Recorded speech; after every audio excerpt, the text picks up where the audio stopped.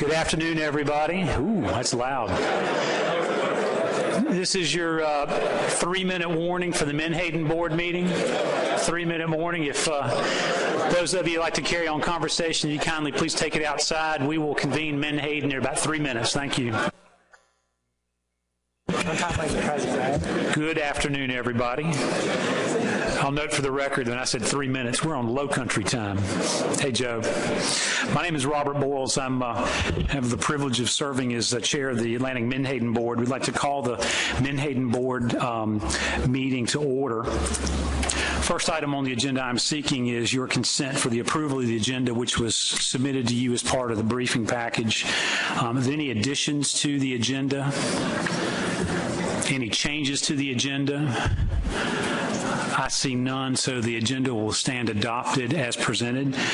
Next item is the approval of proceedings from our last meeting in May of 2015. Again, those proceedings were included in the briefing package. Any additions or edits to those proceedings? Seeing none, I'm seeking consent to approve those proceedings as suggested, thank you.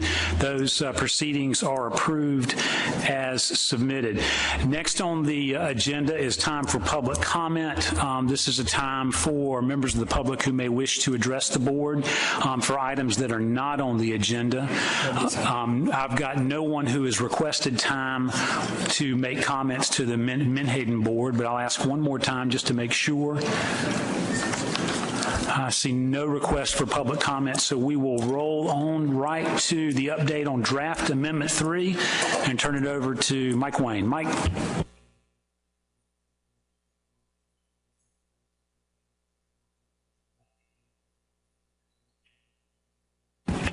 Thank you, Mr. Chairman. So I'm going to take a few moments here. First, I'll pull up my PowerPoint and walk everybody through sort of where we're at with Amendment 3 to the Fisheries Management Plan for Atlantic Menhaden. So a quick overview. In May, this was our last meeting, the board initiated Amendment 3. In this presentation, I'll review the development and timeline. That will include two major issues that have initially been scoped in this amendment, which are ecosystem-based reference points and a revisiting of allocation. I'll talk about a socioeconomic analysis, and I will also talk about the process that is involved in the completion of Amendment 3. So, starting with ecosystem reference points. So the process that's currently occurring is the initial phase of scoping to draft the amendment. As I talked about earlier at the TATOG board, we've got two different rounds of public input that happen during an amendment process. The first is a public information document, and the second is the actual amendment. And so all of the things that I'm about to talk to are things that are happening prior to us actually drafting the PID. And I'll get into that a little bit later, but I'm starting with ecosystem reference points. This is really the first step. We're going to establish a range of management objectives, and to do that, the board established a working group which has got representation from the management board, representation from the advisory panel, and representation from our technical folks, including the biological ecological reference point working group that's been essentially working on ecosystem reference points for quite some time. So we've got this multi-representative panel that's going to have a workshop at the end of this month for 2 days. That workshop is going to be facilitated by Dr. Mike Jones. He was the CDAR 40 chair, the peer review chair that we just had for the benchmark stock assessment in 2015. And ultimately, the intent of this workshop is to refine a consensus list of objectives for the board to review during their annual meeting. And so what I mean when I say that is we anticipate that this panel of multiple different representatives will come up with a list of potential ecosystem management objectives that the full board can review in November. And so the workshop process is the step that we're going through to create that list. And ultimately from that, the board would then task the development of ERPs that are based on that final list of potential objectives. And what ultimately we expect to happen is there's going to be a quantitative component to this as well. So matching up with whatever the management objectives end up being, there will be quantitative modeling that goes along with producing ERPs. And so there's some work that will need to be done after the board sort of reviews that initial cut of what potential management objectives there could be. So that's essentially the process. It's slightly new for the commission, so I spent a little bit more time on it. Prior to that workshop, we're going to have a webinar for this panel, and on that webinar, we're going to review the topics to be covered, expectations, and anticipated outcomes of this workshop.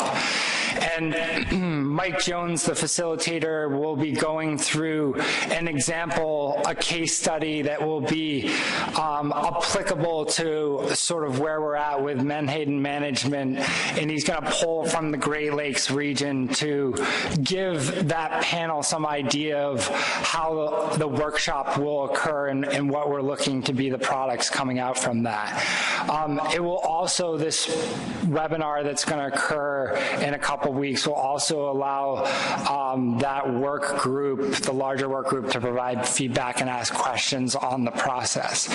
The next big topic that's being scoped through Amendment 3 is the revisiting of allocation. So I just wanted to take a moment to remind the board sort of where we're at with this and how we got to this point. So in Amendment 2, which is currently the amendment the fishery is operating under, there's a provision in there that the board will revisit allocation in 2016. That was 3 years after the implementation date of Amendment 2, which was January 1st, 2013. And so right now we have a total allowable catch for the coast that's allocated by states, and that allocation is based on the average landings from the years 2009 through 2011. So state by state allocation currently, we have this revisit provision that has included this allocation topic to be scoped in Amendment 3. So where are we at with this process? The same board subgroup that I mentioned for the ecosystem management objective workshop is also working on this revisiting allocation. And initially they're exploring a full range of allocation options. They're considering old and new concepts, so concepts that we had initially scoped through Amendment 2 when we first were considering allocation in this fishery.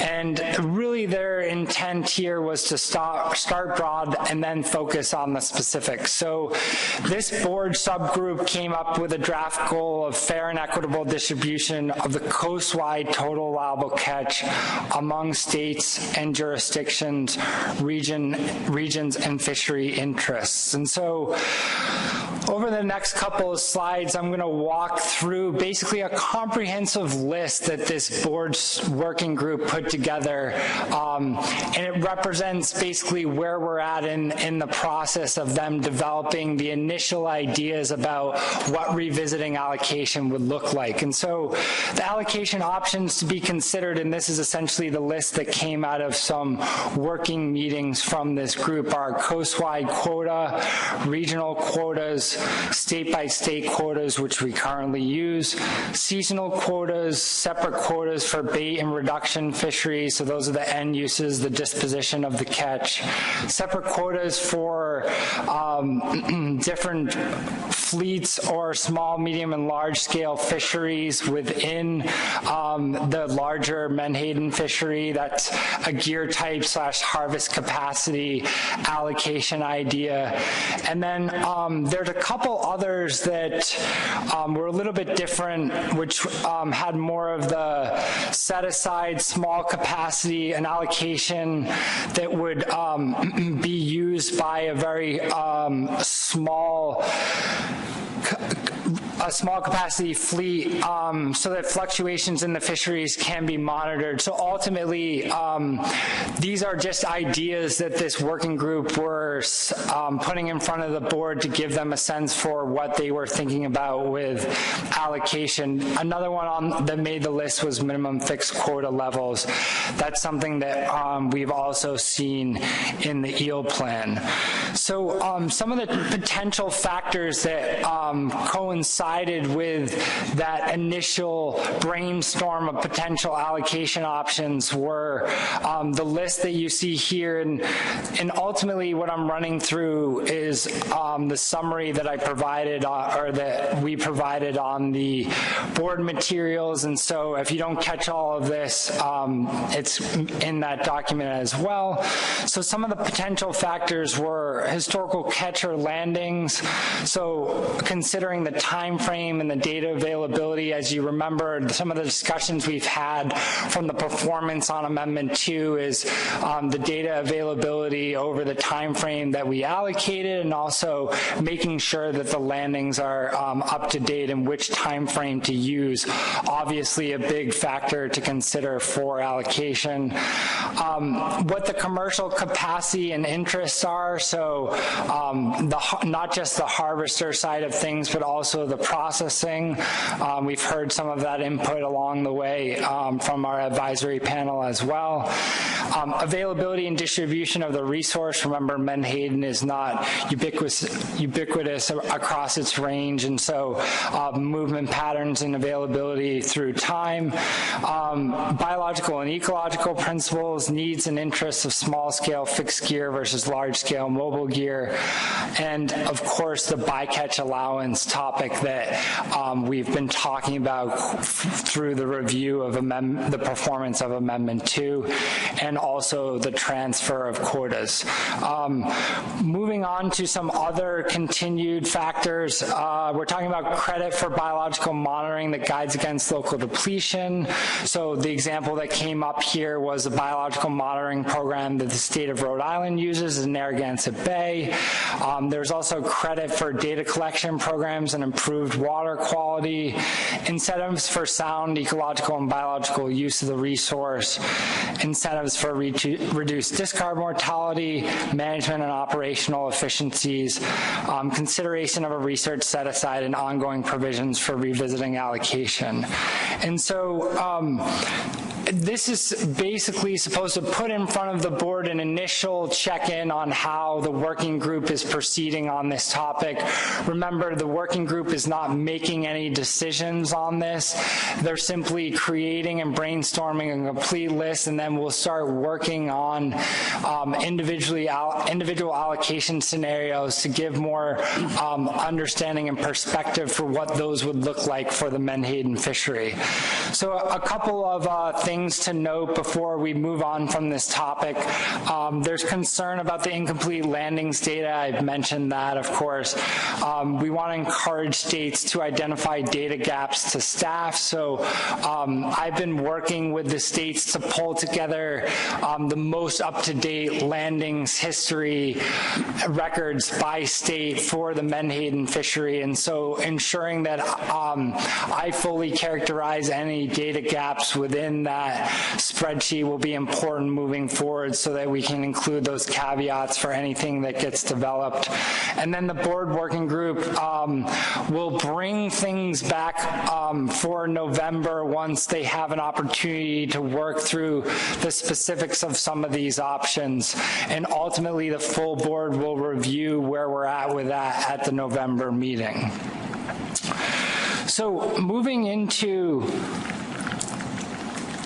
the socioeconomic analysis. So basically, through the amendment process, we're looking to do a social and economic analysis, and the goal of this is to analyze the Atlantic Menhaden fishery socially and economically.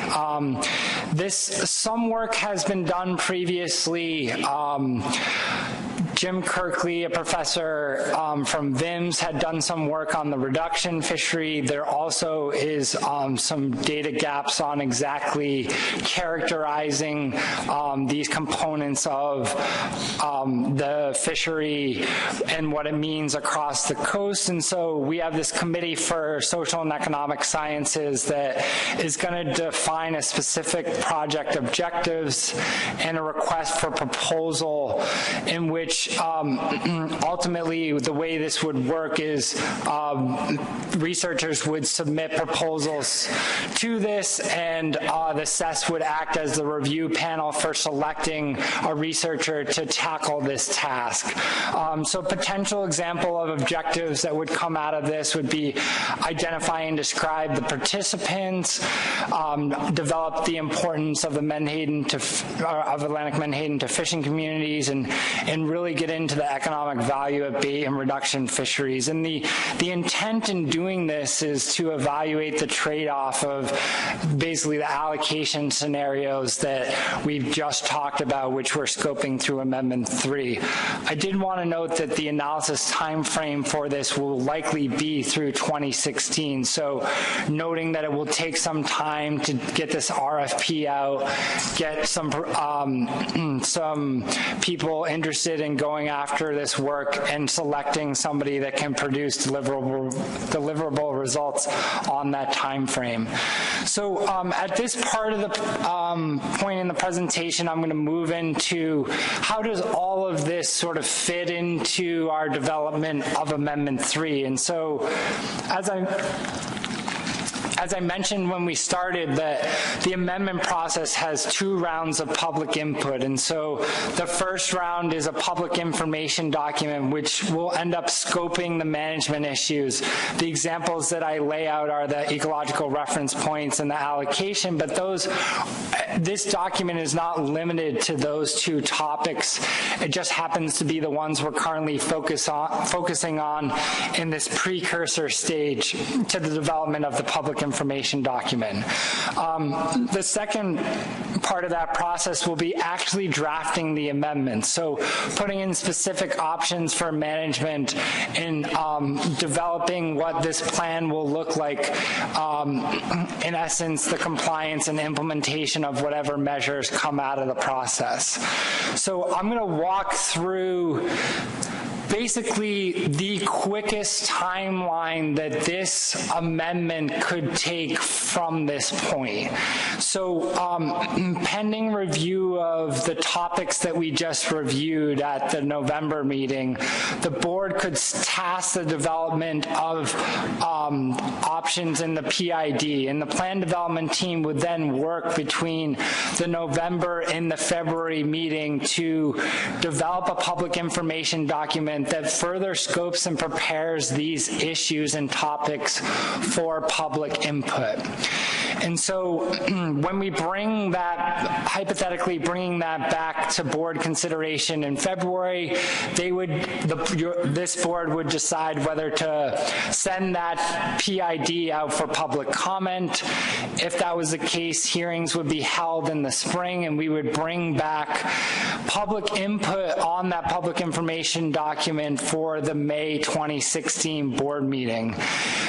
After the board reviewed that level of input, they would then task the plan development team to develop specific options that came out of that scoping process into what will be draft Amendment 3. So picking up from that May meeting, the PDT would then develop the specific options over the summer, bring back a document and draft amendment for board consideration at the August meeting, and there the board would consider approving that document for public comment. We would hold a second round of public hearings on this amendment and bring back the input there at the October meeting. That would be annual meeting next year, where the board would ultimately select final options and compliance criteria for Amendment 3. So with that timeline, the intent would be for implementation to occur for the 2017 fishing season if the board felt comfortable basically implementing the document on that timeline, given that it would be an annual meeting of next year before they finalize something. Now, I wanted to take a moment to just talk about a few of the Amendment 3 timeline considerations that I basically discussed through my presentation. I wanted to summarize a few things. So remember that we're working on developing ecological reference points, and that process is involving this ecosystem management workshop. It's involving the board essentially deciding on management objectives that that incorporate the ecosystem, and then it also relies on technical analysis and modeling to produce ERPs that could be included in the amendment. And so I just wanted to mention that that is going to take some time, and it would be important to consider the timeline in which those get development when you think about at what point is the board going to be able to include some of this information into, for example, the public information document versus the actual draft amendment. And the other thing that I talked about pretty extensively today was the socioeconomic analysis. And so because of that process and the way we're working with assess as more of a review panel than them actually doing the work, and the amount of time that it will take to conduct that will likely occur through 2016. And so the board should consider at what point that would be available for inclusion into a document that actually makes it out to comment for the public. And so there's the possibility that the Amendment 3 timeline that I just walked everybody through would need to be adjusted if the board wants to include these components at the various stages of the development of this document. And so I just have this caveat in there that if the timeline gets adjusted, implementation is more likely suited for 2018 than it is for 2017. So with that, Mr. Chairman, I'll take some questions, definitely some topics to consider moving forward. Thank you. Mike, thank you for that very comprehensive and thorough overview. Before we ask for questions, I'd like to beg your indulgence. Clearly, there are a lot of interests around the table. Clearly, there are a lot of interests in this fishery and in this resource. And clearly, there are a lot of us, both at the table as well as in the room, who are very, very interested and want to participate in these deliberations. A number of you I know are disappointed that you're not a formal member of the working group. I think what you see in terms of what Mike has just presented in terms of what came up just from the allocation deliberation so far, these were things that came from 6 individuals who we've asked to be kind of spearheading this on behalf of the board. So I'll again ask your indulgence. Bear with us as we work through these complicated and multivariate issues. The other thing that I'd like to say, to the members of the working group, there is a lot of work yet to be done. Mike has presented to you all what is the best the best possible time frame. And any hiccup in our deliberations, any hiccups in our discussions, any additional analyses or things that we need to think about will certainly add to that. And so we'd asked Mike to just make sure that we're all on the same board, same page with respect to potential timing. There's a lot to consider. I certainly appreciate the support and the interest that we've received, not only from the board, but from the members of the public, from our advisors, from our technical advisors, et cetera. This is a big issue, a set of big issues. I appreciate y'all's forbearance with us. And Mike, thank you for the excellent summary of where we are right now. With that, are there questions for Mike on what he's presented? Wilson. Thank you, Mr. Chairman.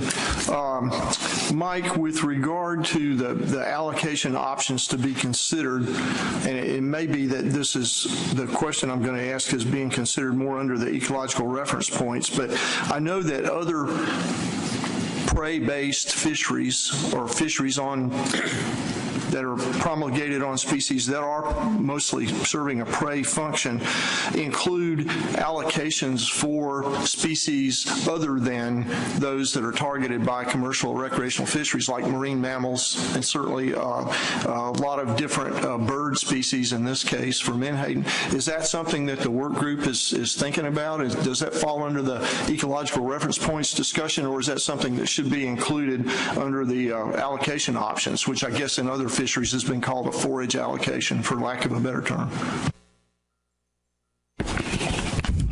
Yeah, it's a good question, wasn't it? I anticipate that is going to be addressed in the more ecosystem component of this work. And so the allocation, the board subgroup that's working on the allocation scenarios is specifically focusing on the fishery. And in terms of allocation to the ecosystem, that process is going to be, is basically going to be addressed in the ecosystem management workshop, and then whatever ERPs are developed from that process. And remember, that involves technical committee input, the modeling, the data sets that we've been working with, I'd reference the ERP report that was included in the 2015 benchmark assessment that really broke out all the different models that the BURP working group considered when trying to think about how many different approaches could be used for the ERPs, and then the next step of that being defining specific objectives so we can start matching up what the objectives are with the modeling approaches that will get us ERPs from that process. Thank you, Mr. Chairman. Just a follow-up on the socioeconomic aspects of it. It seems to me that given that ASMFC is managing the Menhaden stock in a healthy and sustainable manner, and given that it is such an important prey item for a lot of other species that are targeted by ecotourism in particular, I'm thinking pelagic seabirding trips here and whale watching trips, it seems to me that somehow, the ASMFC's management ought to get some consideration for the socioeconomic benefits of those other types of activities that are not directly related to Menhaden, but are certainly indirectly subsidized by ASMFC's management, if you will. So maybe that's something we could ask the CESS about and see if they could at least put that in their thinking for some consideration for some kind of assessment. Yeah, Wilson, it's a great suggestion. It's something that came up on our SES call when we had this discussion about essentially what could we do with the funding that is allocated for this process and within the timeline that we're operating on. And so in its simplest form, we thought about this as two separate steps. The first being understanding the social and economic analysis of the fishery, and then the second step being understanding how that relates to the ecosystem and the importance of Menhaden's role as a forage. So it's something that definitely got considered, but at this stage, it would be extremely challenging to accomplish both of those within the scope of the budget and the time that we have. But it was brought up by the SES. Dave Simpson. Yeah, thank you. Pretty comprehensive lists all around. One that that occurred to me, especially over the last couple of years since quota management, that may have been on there, but I didn't see it on the list, is some consideration in the allocation and even ecological reference point development is the change in spatial distribution of Menhaden with the changes, broadening of the age structure. It's been apparent to me in the last 2 years that, I've just not in my life seen as many large Menhaden or Menhaden period up our way since quota management. So it's kind of an interesting thing. It's come up for other species, and so I think it's worth thinking about here. And the other under economic evaluation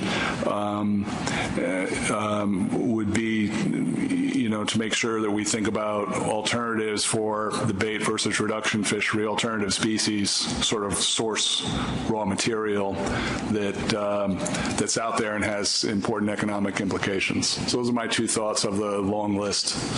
Thanks, Dave. Lynn? Thank you, Mr. Chairman. I was wondering if we could get some clarity on the timeline for the ecosystem, the results of the ecosystem work group. So it looked, Mike, like what you said was that this work group is going to meet, come up with objectives, and then was it at the fall meeting the full board will decide on a list of objectives and task the BURP group to develop reference points at the fall meeting? So I guess my question is, when does that pairing of ecosystem objectives and model development actually occur? Are we going at that as early as November? Is that when we're aiming for?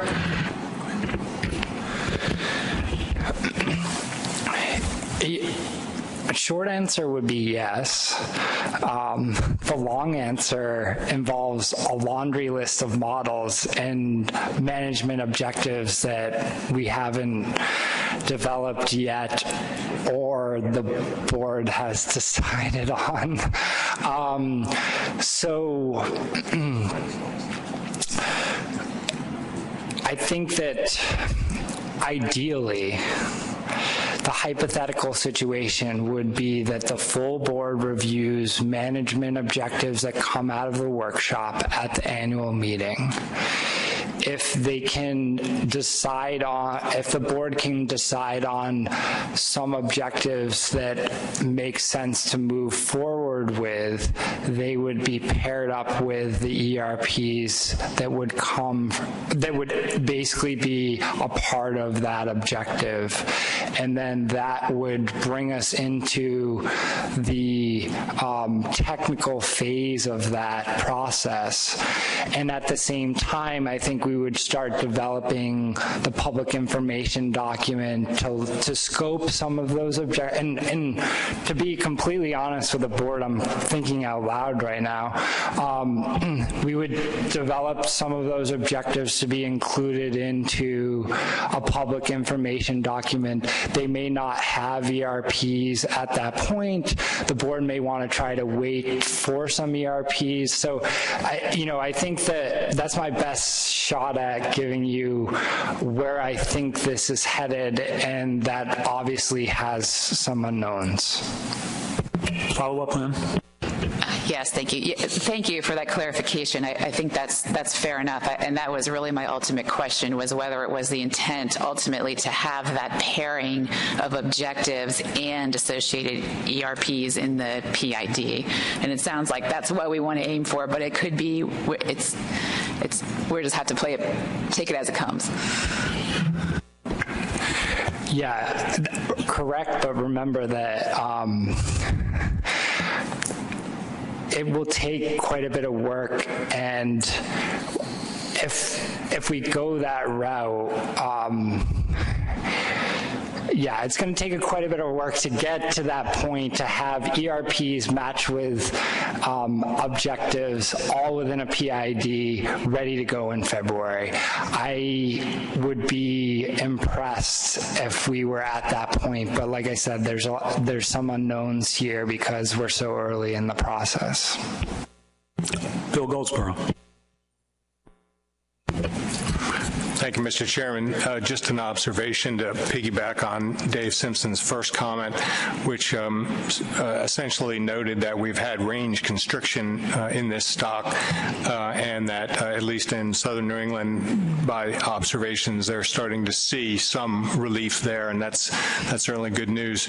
And noting that from some colleagues from further north, maybe we're not there yet, that we still have a lack of Menhaden and farther northern parts of its former range, and so we have a ways to go yet to regrow the stock to fill out that range, perhaps even before we are able to afford to provide them to the ecosystem. So it's worth keeping in mind.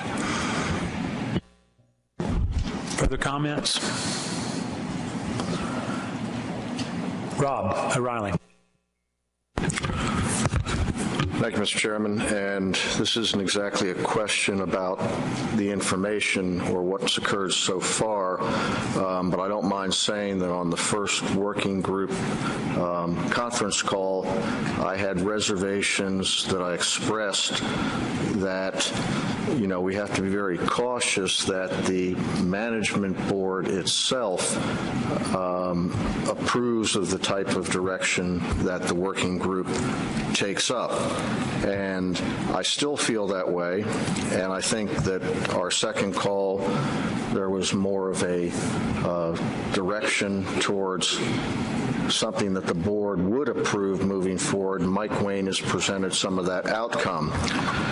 I do have sort of a perplexed thought about this process going forward, because I think it was 2011, the board was determined that really what should happen when MSP was the biological reference points, what the board wanted to know was, well, how about these ecological reference point or ecosystem-based reference points? How long would that take to develop? And I think Dr. Latour, at the time as chair of the technical committee, said, well, it may be about 3 years. So we've surpassed that, so we know it's a pretty difficult challenge. But I keep thinking that if one of the big situations we're facing is forage, that it just seems incongruous to work on allocation as more than a guideline or template for what happens in the future once we know what's available for forage, what's available for fisheries. I think that is something I tried to express on the first call, and several others did as well, that if anything, we should have something that can be enacted once we know more and once we have these reference points. So I don't think there's any harm in moving forward with the working group and refining the elements that we're ready to bring to the board, but it's certainly going to take the board's input, because Amendment 2 was a process that was very detailed and discussed to the nth degree. It ended up in an allocation system. And you'd have to ask what has really changed in the minds of the board, since no one has said clearly what that is, since 2012 as to what this revisiting is all about. It is in Amendment 2 to revisit, but I just want to make sure that the working group gets enough feedback to know what other states have in mind in terms of allocation. And, you know, I guess it's early in the process based on the timeline that Mike Wayne proposed. And so I think there will be an opportunity for the board to provide that guidance to the working group, but I thought it was important to stress that today. So thank you very much. Thanks, Rob. Lewis? Go back a little further in history. You know, when we did Amendment 2, we had a stock assessment that said we were in a scrape. And then we got a stock assessment that said we weren't. And now we're going to be moving forward with a pretty massive effort in Amendment 3. And our assessment's going to be how old and the uncertainty that still waves over this whole process, and the quick action that we took to go ahead and harvest more fish at the last meeting has me very concerned. And I think you're going to run into numerous problems with the ecological reference points. I think it's going to delay it further than 18, personally, and because I don't think you're going to come up with a suitable management approach using that.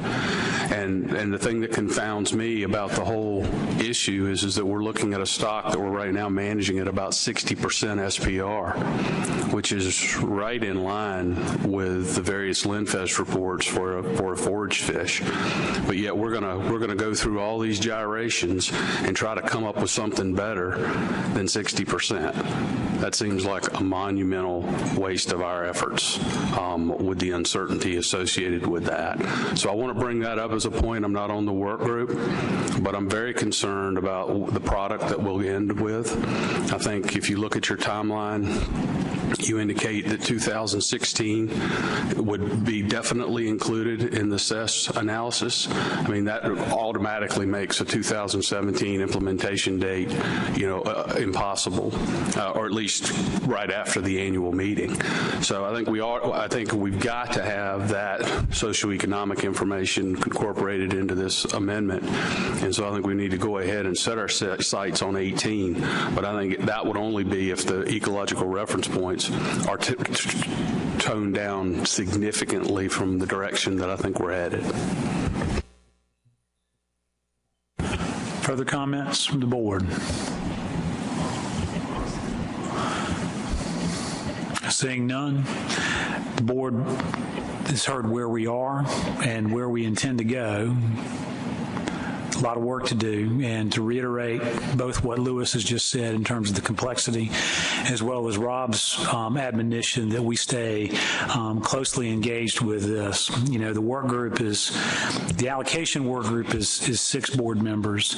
The board members who are members of the ecological reference points are the same 6. Clearly, there are a lot more than 6 ideas and 6 interests represented around this table. So please, please, please stay engaged through this process.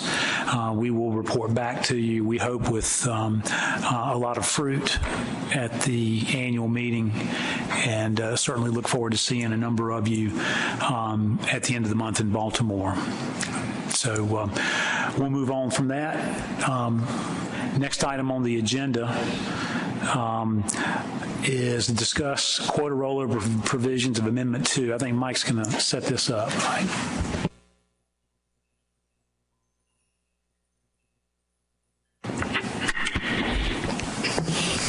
Yeah, thank you, Mr. Chairman. So, a little bit of background to remind the board about the provision in Amendment 2 on quota rollovers. It specifies that the board may annually define a % of unused quota to be rolled over for use in the subsequent fishing year if the stock status is not overfished and overfishing is not occurring.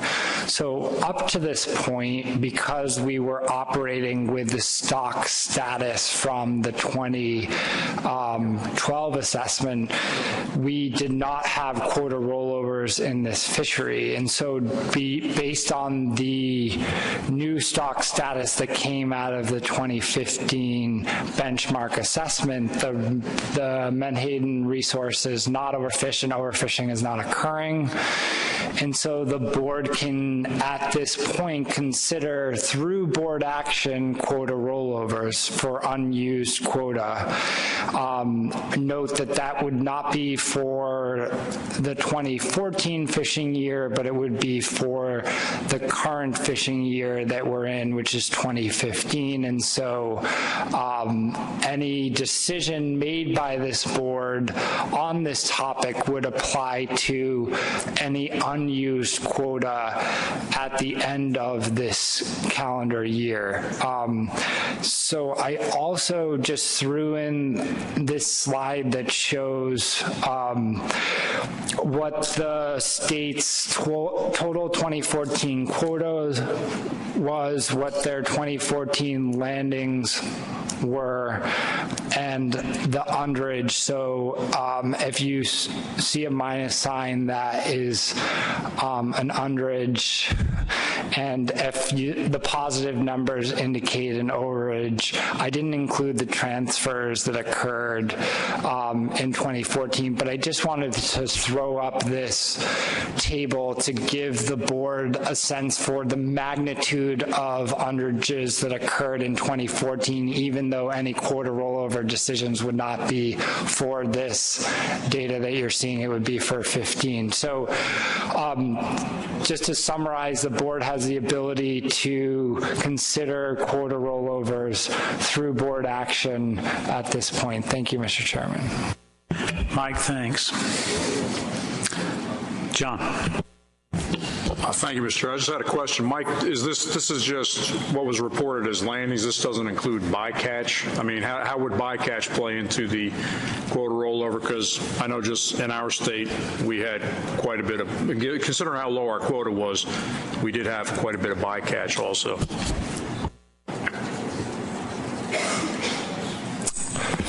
Yeah, so this, because of the way we're treating bycatch landings in Amendment 2, those are not counting towards the quota as specified in Amendment 2. And so at this point, the table that I showed, that's shown on the screen, does not include the bycatch landings because they're not being considered part of the quota.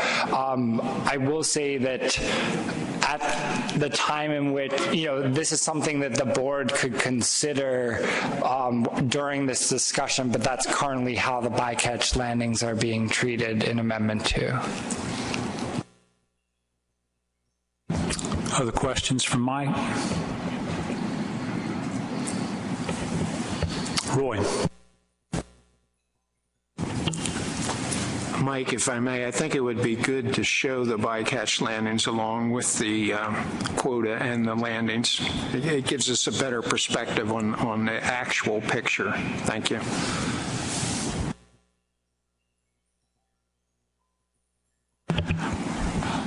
Roy, we can tell you, we can't show you. It's a technological issue we've got. Hang on a minute. If you just take another question, I can... Yeah, we'll see if we can get that information for you. Further questions on rollover? Bob.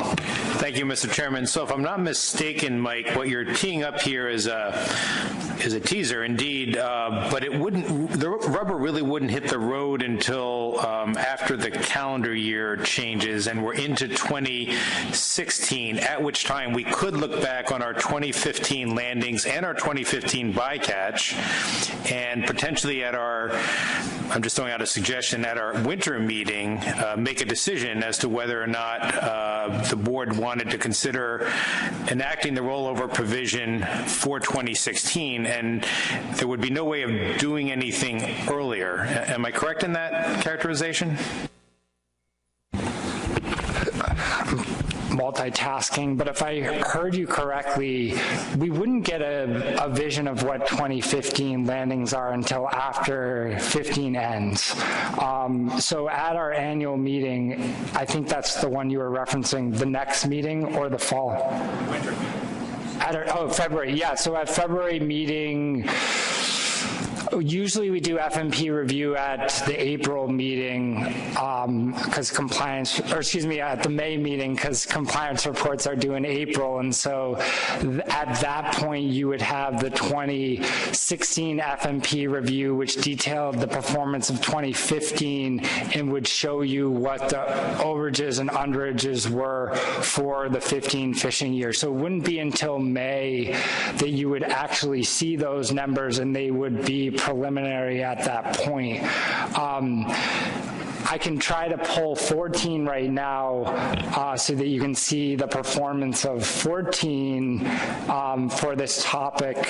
But yeah, you'd have to wait until May of 16 to see performance in 15. Further questions? Dr. Pierce. I haven't got it in front of me, but I suspect that our discussion and then our decision about what to roll over in terms of a percentage might be impacted by where we are right now relative to the degree to which we are not overfished and the degree to which we are not overfishing. I can't recall where we stand. Is there a figure that could show how close we are to, being overfished and overfishing? Because if we're close to that boundary, then that would argue for a very small amount of percent rollover. But if it's different, if there's a big gap between where we are and where we thought where we need to be, then maybe a higher percentage could be considered.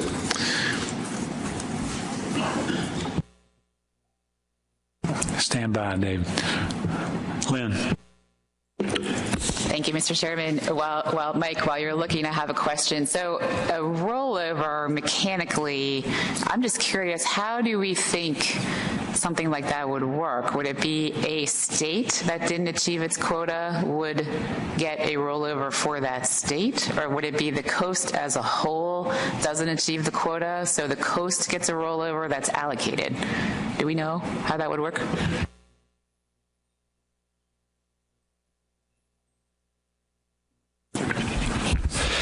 Yeah, ultimately it would be up to the board to decide that. I believe, though, that the language as written in Amendment 2 is state-specific because we had state-specific allocation.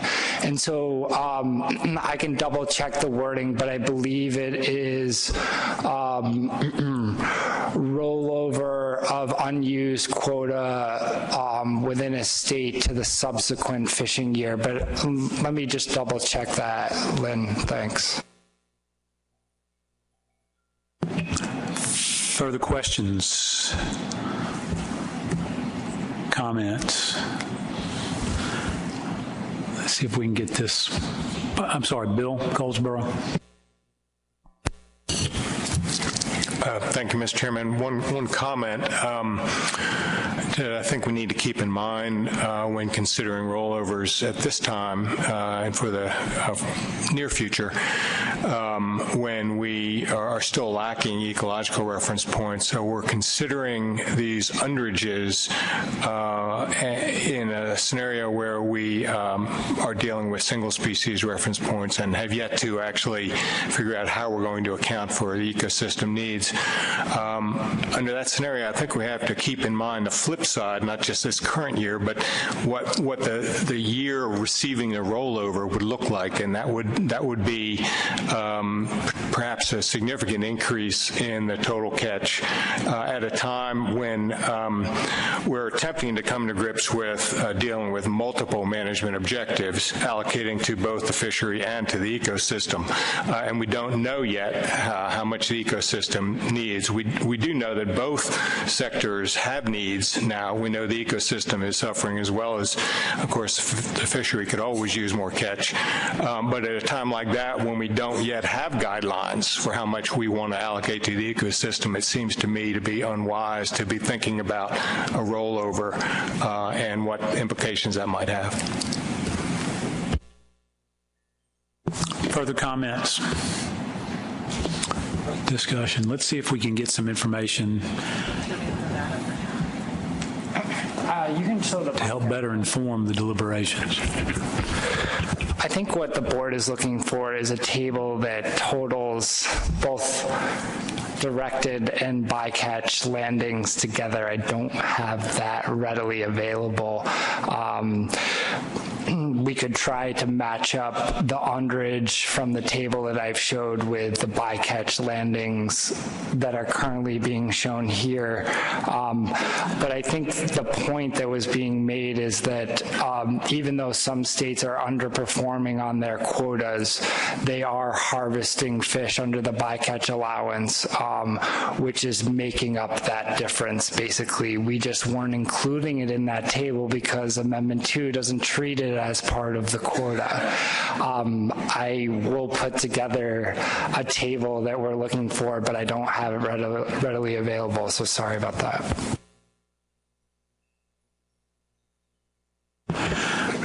Okay. It was a pleasure of the board. We move on. I think the question where we are is the amendment allows for the conditions to allow for a quota rollover appear to be having been met, where not overfishing is not occurring. However, we don't have, of course, complete landings for 2015, and so deliberating what to do with unused quota at the end of this fishing year, the board could choose to do nothing. The board, I suppose, could revisit this at a later meeting once we've got more complete information. Representative Abbott. Thank you. If we could go back to the graph that shows the catch and underages.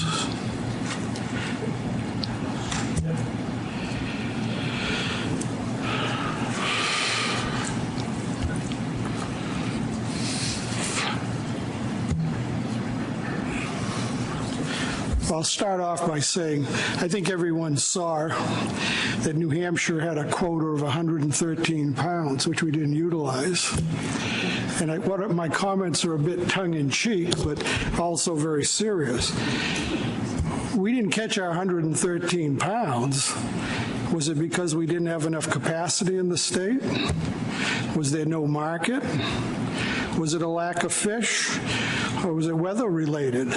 So I'm very much concerned about rolling over, because the more likely thing in the state of New Hampshire was actually the fact that we don't see any menhaden. You know, they're just not extending into the range. And I think that throughout the range, you know, everybody's had opportunities to catch the fish. If you look at Virginia, they were 409,000 pounds under, but I think in my quick math, that's like 0.001% of their quota, so it's a very insignificant, you know, number. So my final comment is I don't think we should do anything, because as was just stated, the bycatch is probably a greater number than the addition of all the underages that we see at this point in time. Thank you, Mr. Chairman. Representative Minor. Thank you, Mr. Chairman. If we could scroll that up to at the bottom, is there a total on the underage? No? Okay. I think to Representative Abbott's point, just a quick math, it just seems to me that this number, when you add up all the negatives, will be eclipsed by the other number quite easily. I think where we are is the amendment allows for this, and just wanted to make sure the board was aware that we had a discussion about this. Given the fact that we don't have complete information on 2015, this is certainly something that a member of the board can bring back up at the annual meeting. Mike, let me ask you, could it be brought forward as late as the spring meeting after compliance for 2015? Or is this a decision that has to be made before the end of the calendar year. Yeah, in Amendment 2, it doesn't specify a specific time that the board has to make this decision. I also checked on Lynn's question about whether it specifies by state, and that is not specific in the rollover provision in the plan. I almost feel like it might be a good idea to, if the board chose to address this at another meeting, I could be more prepared for the discussion, but it's up to them. Representative Kamega. Thank you, Mr. Chair. This isn't the only species that we do a rollover for. How is it handled? So would we be rolling 2014 overage into 2016 or trying to roll it over into 2015? So it's really up to the board, because once again, it's not explicit in the plan about how this is supposed to occur. And so because we've already completed the 2014 fishing year, and we already did a FMP review of that fishing year back in May, it was staff's interpretation that this quota rollover provision would apply to 2015 if the board decided to move forward with it. And that is also backed by the fact that the 2015 benchmark assessment is what allowed us to meet the conditions of the plan, which requires that we have a not overfish and overfishing is not occurring stock status. That came out of the 15 assessment, which was approved for management use in February of 15. So based on those things, my interpretation was that any board decision would be for 2015 unused quota that is on the table at the end of the 2015 season. So that leaves meetings up until the annual meeting to review this topic again if the board would like to, or like I said, the plan doesn't specify that you have to do it this year. You could do it next year and have it apply to 2015, because we'll still have satisfied that stock status. Let me suggest this to the board, because I sense there's a lot of confusion, and Mike, check me on this. Let me suggest this. Compliance reports are due April 1st the following year. So our 2015 compliance reports will be due April 1st, 2016. May I suggest that if there is interest in the board on allowing a quota rollover on a state-by-state basis, that this be brought to the board for their consideration by May 2016, after we have at the time that we complete the 2015 FMP review. So in other words, we will have more complete information at the spring 2016 meeting on any underages, and the board can have a discussion at that time on how to deal with them at all, if at all.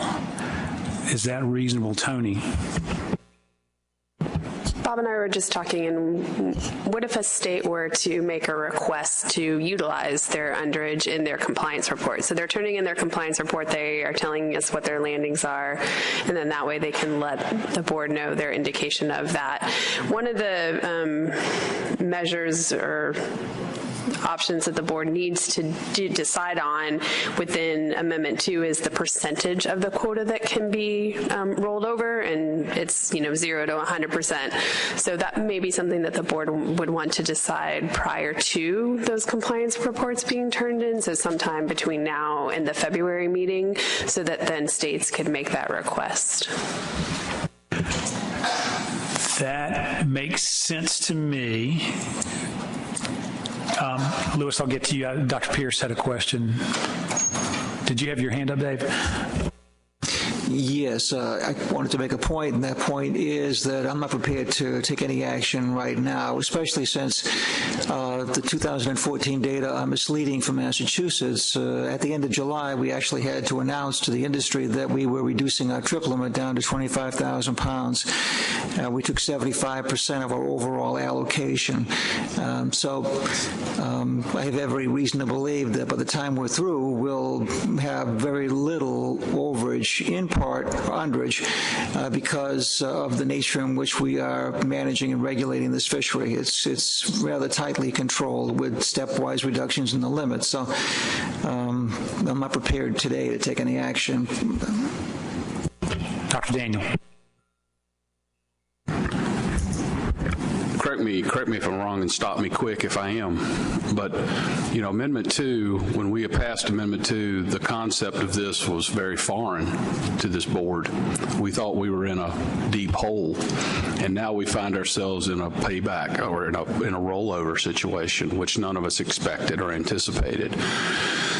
It just seems to me that we need to move carefully based on this drastic change in the stock assessment. I'm not saying it's not overfished and overfishing is not occurring, but I'd like to feel a little more comfortable after we increased the quota at the last meeting and we're moving along here and we're talking about adding fish on to the next year's catch.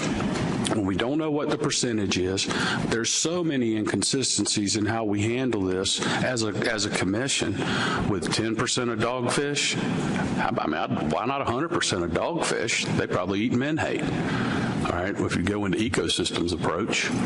So there's such an inconsistency there. I would just suggest that we defer taking any action on this issue and deal with it in Amendment and clarify these points in Amendment 3.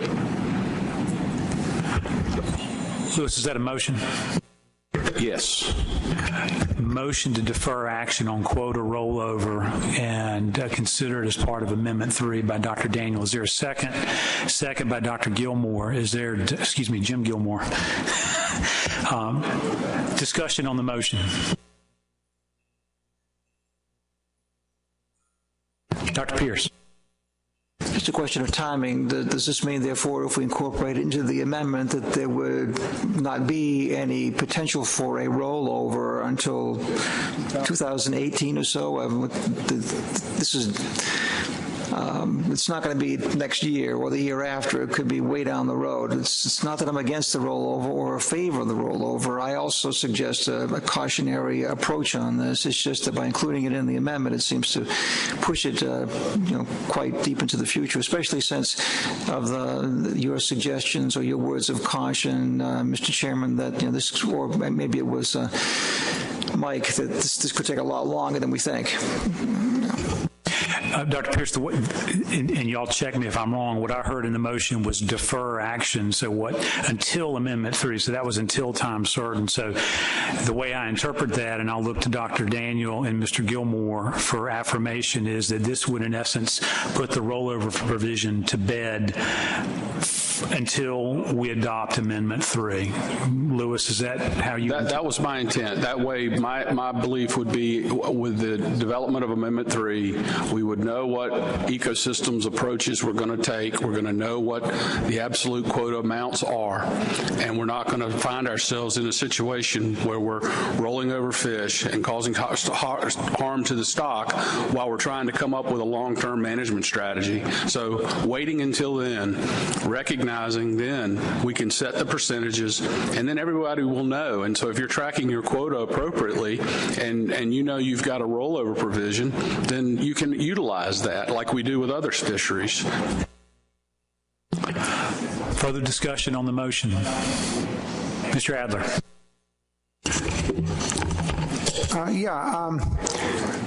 Until Amendment 3. Until Amendment 3 is proposed or finished or what, I don't think I want to wait till 2018 or whatever before we say, oh, maybe we could have rolled over. I'm okay with not taking action on it now, but I want to leave the door open here that if things settle out by next year even, that we could do a rollover. So what is it? Does this motion kill that idea? The way the maker of the motion just explained it, yes, it does. It does kill it until Amendment 3. Until the adoption of Amendment 3. Adoption of Amendment 3. I can't support this. Further discussion? Mr. Fode. Yeah, I'm trying to think of what species we allow rollovers. Dogfish might be the only one if that's true in dogfish, and I'm not sure it is true. But, you know, over the years when we had great striped bass stocks and way over and we were fully when we tried to do rollovers, we got creamed from left and right not to do rollovers. And it's been a policy over the years not to do rollovers. So I'm just asking what species we do rollovers with besides, if we do it in dogfish, which I'm not sure, what species do we actually do rollovers with right now according to a commission plan? Because I really we haven't done them on all the species I know. Tony. The other species that we do rollovers in is spiny dogfish, and it's up to 5%.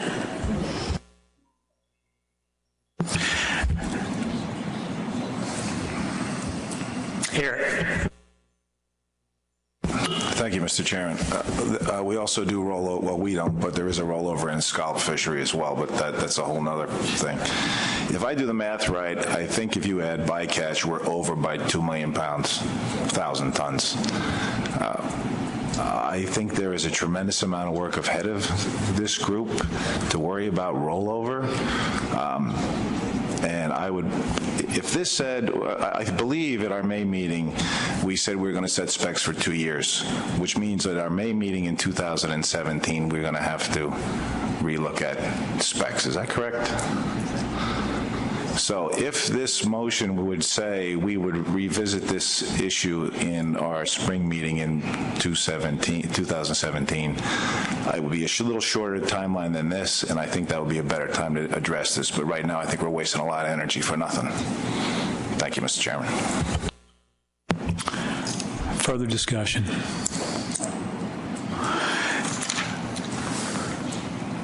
Okay, seeing none, let me remind us where we are. Amendment 2 allows for, when certain conditions are met, when overfishing is not occurring, the stock is not overfished, the board may consider quota rollover. If I remember the timing, this board did not formally adopt the stock assessment formally until the May meeting, just this past meeting. And so this is the first time these conditions have presented themselves.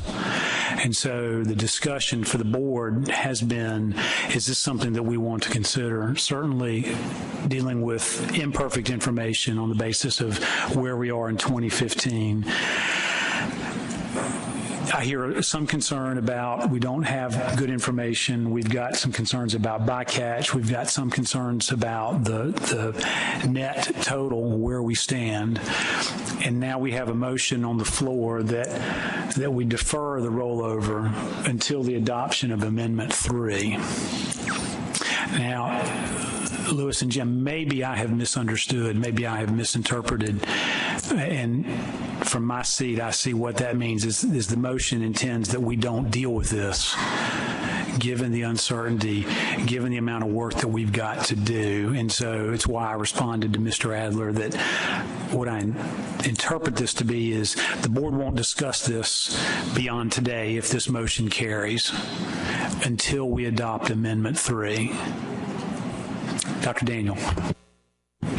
No, No, and I'm sorry if that was a confusion. I was saying that we deal with it in Amendment 3. So we would address these issues of percentages and rollover so that by the time we adopt Amendment 3, we'll have the provisions for rollover or no rollover in adopting that with Amendment 3. And Tom's right. I mean, in terms of the quota rollovers, we've talked about this many, many times for striped bass, for flounder, for species where sometimes we'll say, well, if the stock's not overfished and overfishing is not occurring, we're going to allow some rollovers, or we're going to wait until we're no longer overfished or overfishing, and then we'll allow rollovers, and we never do. And so that's what I intended to interpret as far as having that inconsistency there. But my hope was to have the rollover issue in Amendment 3 and address it there. Okay, thank you, Lewis. I apologize for my misinterpretation. Mr. Adler, you've got that, then my misunderstanding. This would be dealt with in Amendment 3. I'll remind the board this is not a final action. It won't require a 2/3 vote to reverse. Should a state wish to deal with quota rollover at some point in the future.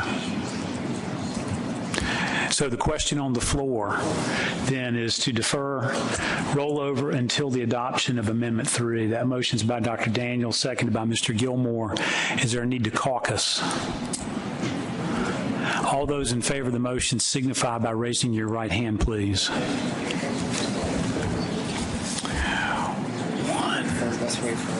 Yeah, okay. 1, 2, 3, 4, 5, 6, 7.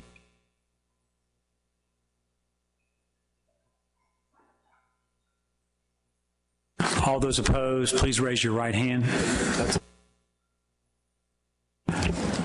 Abstentions?